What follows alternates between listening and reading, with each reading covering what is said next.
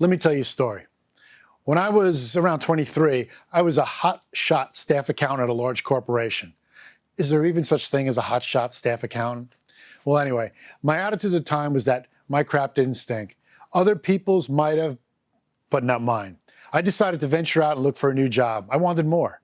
A headhunter set up an interview for me in a nearby town.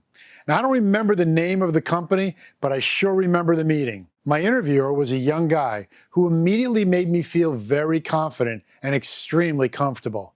About halfway through the interview, as I remember, I planted my feet firmly on his desk and leaned back in my chair. We talked about women, partying, and all of my considerable conquests. When I left, he gave me a slap on the back and told me he looked forward to seeing me soon. I felt absolutely positive that I had gotten that job.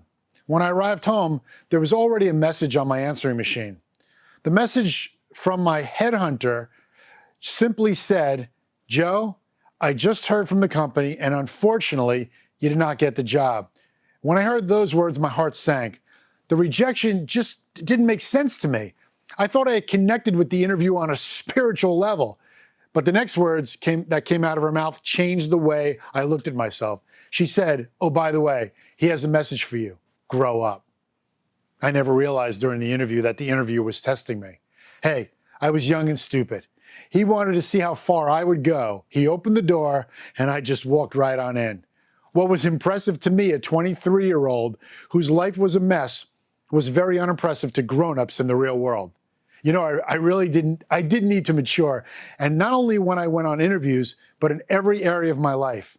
I needed to stop trying to be someone that I wasn't and start being the leader I knew I could be. But I couldn't effectively lead others until I led myself well. Have you ever had a similar testing? How did you do? Perhaps some changes need to be made in your life so that when you feel comfortable in an initial meeting, your true self will be just the ticket. Lead yourself well and watch what happens.